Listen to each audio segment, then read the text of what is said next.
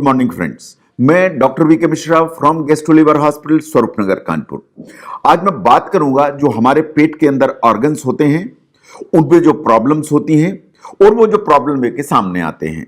ये बात सही है कि किस ऑर्गन से प्रॉब्लम आ रही है और किस कारण से प्रॉब्लम आ रही है, इसको आइडेंटिफाई करना ना आपके लिए डिफिकल्ट है और ऐसे ही ना मेरे लिए बहुत आसान है। हम जो एब्डोमेन है या पेट है इसको 9 हिस्सों में डिवाइड करते हैं। 9 हिस्सों को ध्यान से देखिए। ये राइट हाइपोकॉन्ड्रियम है, ये एपिगैस्ट्रियम है, ये लेफ्ट हाइपोकॉन्ड्रियम है। इसके नीचे देखें तो राइट लंबर एरिया है, बीच का एरिया पेरी अम्बिलिकल है, लेफ्ट साइड का एरिया लेफ्ट लंबर है। इससे नीचे हम जाते हैं तो लेफ्ट इलियक फोसा है, नीचे हाइपोगैस्ट्रियम है, राइट साइड में नीचे की तरफ राइट इलियक फोसा है। आज हम बात करेंगे left iliac fossa in a female patient, क्योंकि जो मेल्स में जो दर्द हैं वो फीमेल से फर्क हो सकते हैं। इसलिए आज हम बात करेंगे कि अगर लेफ्ट इलियक फोसा में पेन है इन फीमेल पेशेंट्स हैं तो उनमें क्या पॉसिबिलिटीज हैं उस पेन की, उसको ध्यान से देखिए। ये जो एरिया आपको दिखाई दे रहा है, इस एरिया में हम बात करेंगे कि पेन कहां से आते हैं। इस एरिया को ध्यान से देखिए। इसमें जो डोमिनेंटली जो स्ट्रक्चर्स आते हैं जो पेन लेके आ सकते हैं, number 1 is the kidney in the ureter, जिसका पेन यहां आ सकता है। Number 2 is the ovary fallopian tube in the uterus, जिसका पेन यहां आ सकता है। जो बड़ी आंत का इतना हिस्सा है जिसे डिसेंडिंग कोलन सिग्मॉइड कहते हैं, उसका पेन इस एरिया में आ सकता है। तो डोमिनेंटली ये 3 स्ट्रक्चर्स हैं जो इस एरिया में पेन लेके आते हैं। जो सबसे कॉमन सीवियर पेन जो सडनली आता है वो यूजुअली किडनी पेन होता है, जो लेफ्ट साइड में यहां महसूस होता है। ये जो सडनली किडनी पेन होते हैं वो स्टोन के चलते हो सकते हैं। स्टोन के अलावा बहुत सारे कारण होते हैं। अगर ये स्टोन किडनी के अंदर है तो दर्द यहां होगा, पीछे की तरफ भी जाएगा। इसके साथ इट इज क्वाइट पॉसिबल कि वॉमिटिंग भी हो, इसके साथ पॉसिबल है कि यूरिन में कोई प्रॉब्लम भी हो, but it is not necessary कि यूरिनरी सिम्टम्स आए। जब किडनी के अंदर पेन होता है तो पेन यहां होता है, पीछे की तरफ होता है, वॉमिटिंग हो जाती है बहुत, पेट के दर्द के साथ यूरिन में प्रॉब्लम हो भी सकती है, यूरिन में प्रॉब्लम नहीं भी हो सकती है। ये इतना तेज दर्द होता है कि शायद बिना इंजेक्शन के नहीं आता है। अगर ये जो दर्द है बार बार उठ रहा है तो किडनी को जो स्टोन है वो हमेशा क्वेश्चन में आता है। नंबर 2 पर आता है यूरेट्रिक स्टोन।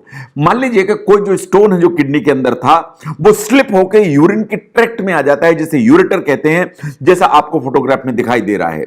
जैसे ही यूरेटर में आता है तो बहुत तेज दर्द उठेगा। ये जो दर्द है वो यहां होगा, ये दर्द पीछे की तरफ जाएगा और वास्तव में ये दर्द नीचे उतर के बिल्कुल यूरिन के रास्ते तक जाएगा और ये जो दर्द होगा बहुत ज्यादा होगा, अनबियरेबल पेन होगा। अगर यूरेटर में स्टोन है तो 90% चांसेस हैं कि यूरिन के सिम्टम्स आएंगे। पेशाब में जलन होगी, पेशाब रुक रुक के होगी, पेशाब जो होगी वो बार बार लगने के अलावा ऐसा लगेगा कि उतर नहीं रही है, और इसके अलावा इट इज क्वाइट पॉसिबल कि अगर स्टोन नुकीला है तो जो यूरिन है उसमें ब्लड दिखाई दे जाए।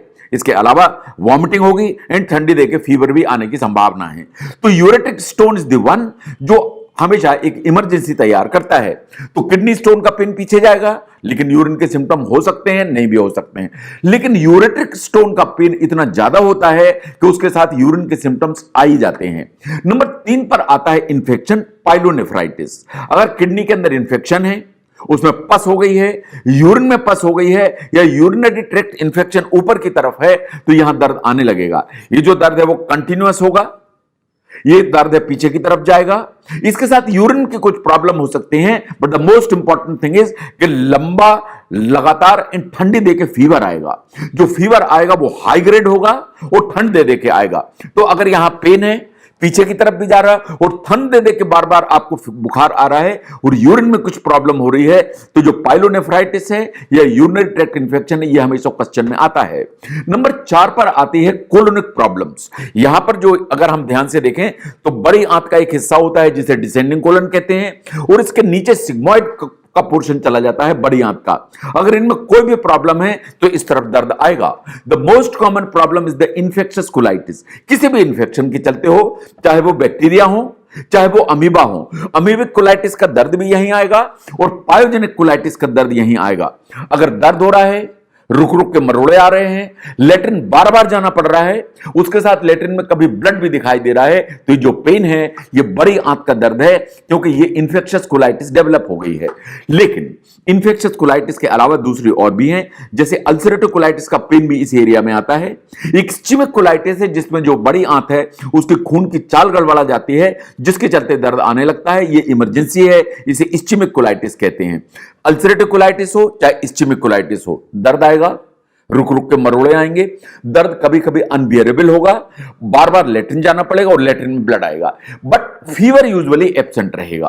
अगर ये चीजों 5 चीजें हैं लेकिन फीवर नहीं है तो ये अल्सरेटिव कोलाइटिस या इस्चेमिक कोलाइटिस की तरफ जाता है। लेकिन इनके साथ अगर फीवर जोर जोर से दौड़ रहा है तो ये इन्फेक्शियस कोलाइटिस की तरफ जाता है। Now the next one is the inguinal hernia. देखिए, इंग्वाइनल हर्निया का जहां तक सवाल है, it is quite common in males. ये उतना कॉमन फीमेल्स में नहीं है, बट इट इज सीन। जो इंग्वाइनल हर्निया है, अगर स्ट्रेंगुलेट हो जाए या इंग्वाइनल हर्निया फंस जाए, तो अगर स्ट्रेंगुलेशन डेवलप होगा तो सडन ऑनसेट बहुत सीवियर पेन होगा। ये दर्द यहां आएगा, एब्डोमेन ऐसा डिस्टेंडेड हो जाएगा एंड वॉमिटिंग होने लगेगी। इसलिए कि अगर हर्निया फंस गया, स्ट्रेंगुलेट हो गया, वास्तव में तो इंटेस्टाइन में ऑब्स्ट्रक्शन के पूरे फीचर्स आ जाते हैं, तो वॉमिटिंग बहुत तेजी होने लगती है और पेट बहुत फूल जाता है और यहां पे एक गांठ जैसी दिखाई देने लगती है, जिसे कहते हैं strangulated inguinal hernia. The next ones are the problems जो ओवरी से रिलेटेड हैं। अगर हम ध्यान से देखें तो जो लेफ्ट साइड की ओवरी है उसमें अगर कोई प्रॉब्लम होगी तो इस तरफ ये दर्द आएगा। जो प्रॉब्लम ओवरी में होती है, the most common one is the ovarian cyst. जो ओवेरियन सिस्ट हैं वो यंगर फीमेल्स में नॉर्मल फिजियोलॉजिकल हो सकती हैं, जो पीरियड या हार्मोन से रिलेटेड हैं, आती हैं चली जाती हैं और बिना किसी प्रॉब्लम के होती हैं। The second one are the haemorrhagic cyst. ये ऐसी सिस्ट होती हैं या रसोलियां होती हैं जिनके अंदर ब्लड होता है। ऐसे ही चॉकलेट सिस्ट होती हैं जिनके अंदर भी वास्तव में ब्लड होता है। तो हेमरेजिक सिस्ट, चॉकलेट सिस्ट, ये वास्तव में काफी दर्द लेके आ सकती हैं। इसके अलावा कभी कभी ये जो सिस्ट हैं जो आप समझते हैं, ये इंफेक्शन के चलते होती हैं। ये जो इंफेक्शन के चलते जो सिस्ट होती हैं, ये सामान्य इंफेक्शन हो सकते हैं, कभी कभी ये ट्यूबरकुलोसिस की तरफ इंडिकेट भी करती हैं। तो जो ओवेरियन सिस्ट हैं ये कई तरह की होती हैं और ये जो ओवेरियन सिस्ट हैं वो कभी कभी बड़ी प्रॉब्लम या दर्द लेके आती हैं। ये दवा से भी ठीक हो सकती हैं, बट कभी कभी ये सर्जरी रिक्वायर करती हैं। ना कभी ऐसा हो जाता है कि जो ओवरी है वो ट्विस्ट हो जाती है। जो ओवरी है वो नॉर्मल बिना किसी पैथोलॉजी के भी ट्विस्ट हो सकती है, बट यूजुअली जब ओवरी में सिस्ट होती है तो इसके ट्विस्ट होने के जो चांसेस हैं वो हमेशा बढ़ जाते हैं। ये सडन ऑनसेट पेन होगा, ये अनबियरेबल पेन होगा, ये बर्दाश्त के बाहर का दर्द होगा। इन वास्तव में अगर ओवेरियन टॉर्शन हो गया तो ये सर्जिकल इमरजेंसी है। जो ओवेरियन टॉर्शन है वास्तव में इमरजेंसी सिचुएशन है एंड शायद सर्जरी मांगती है। The next one is the ectopic pregnancy. जो बाईं तरफ की ट्यूब है, कभी कभी जो प्रेगनेंसी है यूट्रस के अंदर ना होकर बाईं तरफ के ट्यूब में डेवलप हो जाती है। इसे ट्यूबल प्रेगनेंसी भी कहते हैं, इसे एक्टोपिक प्रेगनेंसी भी कहते हैं। लेकिन जैसे जैसे प्रेगनेंसी आगे की तरफ बढ़ती है तो चूंकि ट्यूब में इतना स्पेस ही नहीं होता है तो ट्यूब यूजुअली बर्स्ट हो जाती है।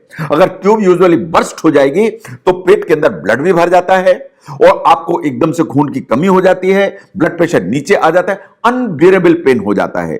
यह वास्तव में सर्जिकल इमरजेंसी है, यह इमीडिएटली हॉस्पिटल मांगती है एंड पॉसिबली इमीडिएटली सर्जरी मांगती है। यह एक्टोपिक प्रेगनेंसी है जो यह प्रॉब्लम करती है। इसको बड़े इजीली आइडेंटिफाई किया जा सकता है। एक यूरिन टेस्ट करने की जरूरत है फॉर बीटा एचसीजी एंड दूसरा एक अल्ट्रासाउंड की जरूरत है। ये दो चीजें हैं, रेडिली आइडेंटिफाई कर देती हैं कि कहीं ये एक्टोपिक प्रेगनेंसी तो नहीं है, क्योंकि ये सर्जिकल इमरजेंसी है and it could become a life threatening situation. The next one is the PID और पेल्विक इन्फ्लेमेटरी डिजीज, जो बायलेटरल लेवल पे होती है, कभी यूनिलेटरल भी होती है। देखिए, जो पेल्विक इन्फ्लेमेटरी डिजीज है ये फीमेल्स में बहुत कॉमन है। कोई भी इंफेक्शन डेवलप होगा जो ट्यूब्स में डेवलप होगा, जो ट्यूब्स की जो ओपनिंग है उसमें डेवलप होगा, जो एडिनेक्सा है उसमें डेवलप होगा। तो ये जो इन्फ्लेमेशन इस तरह का डेवलप होगा और ट्यूब में पर्टिकुलरली, इसे कहते हैं एक्यूट सेल्फिंजाइटिस। अगर कोई भी इंफेक्शन इस तरह का होगा तो वो बहुत पेनफुल होगा, वो अनबियरेबल कभी कभी पेन होगा। इसके साथ ये पेन पीछे कमर में भी जाएगा, कभी इसके साथ यूरिन की प्रॉब्लम भी हो सकती है। कभी फीमेल्स कंप्लेन करती हैं कि व्हाइटिस डिस्चार्ज आता है और कभी लो ग्रेड फीवर रन करने लगता है। तो अगर कंटिन्यूअस पेन है, उसके साथ में ये पेन बैक की तरफ भी जा रहा है, हल्का सा फीवर भी रहता है, इसके साथ कुछ यूरिनरी सिम्टम्स भी अगर दिखाई देते हैं तो पेल्विक इन्फ्लेमेटरी डिजीज या पीआईडी और एक्यूट सेल्फिंजाइटिस ये हमेशा क्वेश्चन में आती है। एक सामान्य अल्ट्रासाउंड इस प्रॉब्लम को रेडिली आइडेंटिफाई कर सकता है। तो अगर इस तरह के कोई दर्द आ रहे हैं तो मेरा ऐसा मानना है कि ultrasound has to be the first investigation. ये इन्वेस्टिगेशन इन सभी प्रॉब्लम्स को रेडिली आइडेंटिफाई कर देता है, लेकिन इसके साथ सर्टेन जो ना basic blood investigations in urine के अगर टेस्ट किए जाएं तो बाकी भी जो चीजें हैं उनको आइडेंटिफाई किया जा सकता है। अगर आप समझते हैं कि फीमेल्स में जो लेफ्ट इलियक फोसा में पेन होता है नीचे की तरफ, उसको समझने में यह वीडियो आपको हेल्प करता है, जिसको जरूर शेयर करें। मैं doctor V K Mishra from gastro liver hospital, Swarupnagar, Kanpur. Thank you very much.